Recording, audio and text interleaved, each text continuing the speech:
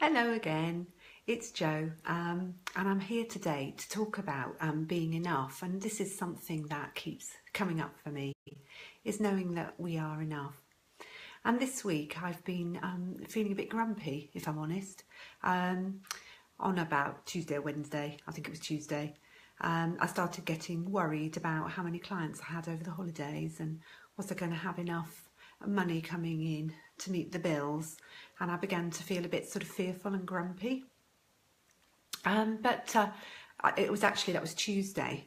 On a Wednesday, I woke up and I started reading some Brené Brown, Daring Greatly, and I'd just like to share the phrase that really enlivened me yesterday.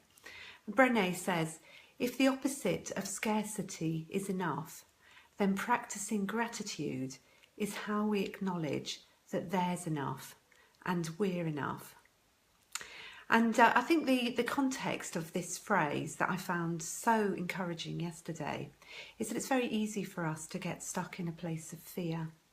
We quite often feel that we're not good enough, and when we're in that place, we get very frightened, and we tend to push ourselves. We tend to look to other people to give us our sense of self-worth. It plays itself out in all sorts of ways. If we're parents, we might be frightened for our children, and so we begin to nag them. Or we might be frightened for our partner, we begin to nag them. If we're at work, we might think that we've got to work harder. We might end up pushing ourselves too much.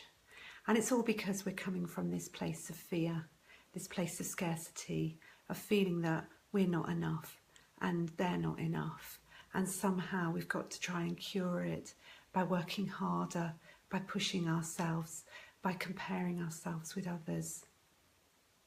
And the antidote to this, as Brené says, is to really recognise when you're in that fearful place that scarcity can be combated by knowing you're enough, and how you know you're enough is through gratitude.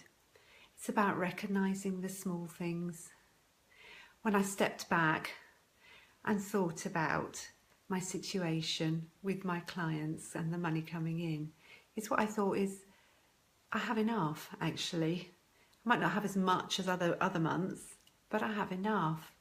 And this is a quiet time, and I should use this quiet time as a time for reflection, for growth, for resting. My clients are resting, I can rest too. And I can use this time to help me to grow. And so when I do get busy again, I'm going to be in a good place to be able to help my clients through their needs. And so for me, being grateful for the quiet time is actually quite helpful. It makes me celebrate what I've actually got, not what I think I need. And in actual fact, I have got enough. And I think that's just one small example of how exercising gratitude can help us to feel that we are enough. And so often when we're in that fearful place, we don't actually recognise the sort of strengths and skills that we actually have, and what we're actually doing, and what we've got that we bring to the table. And it's actually really good sometimes to sit down and to reflect on that.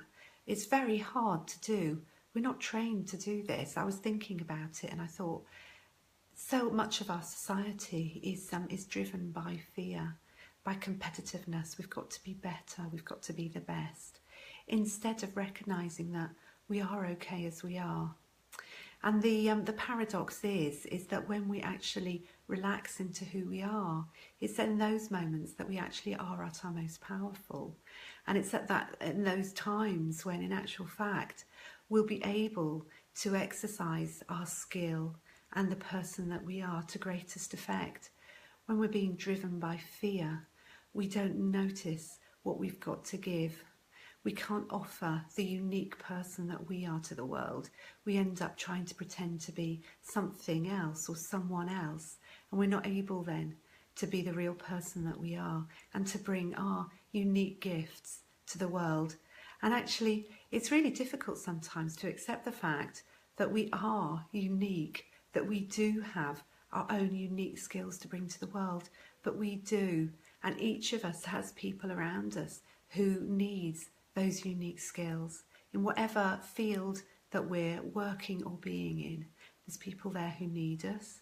And we can reach out to people, and we can be a part of our great society and do good for other people in whatever situation we're in. Even if we're in the most difficult situations, somehow we can still find a sense of purpose through looking around and seeing how we can exercise the unique skills that we bring to the world. So it's just turned into a sort of, I don't know, a bit of a sermon really. I hope that's okay. I'm going to finish there. I'm going to be on holiday next week, so I won't be back next week. I'll be back in the middle of September, and I'll be posting on the page when I'm next doing my live feed. But what I really like to finish with is just to repeat that thought of Brené's. If the opposite of scarcity is enough, then practicing gratitude is how we acknowledge that there's enough and we're enough. So think to yourself today, how can I practice gratitude in the smallest moments of the day? Even if it's a bad day, what's the least worst moment of the day? But what is the best moment of the day? How can you practice gratitude? Have a look around and see what you can do that you can be grateful for today. Okay, thank you very much for listening, and I'll see you again soon. Bye.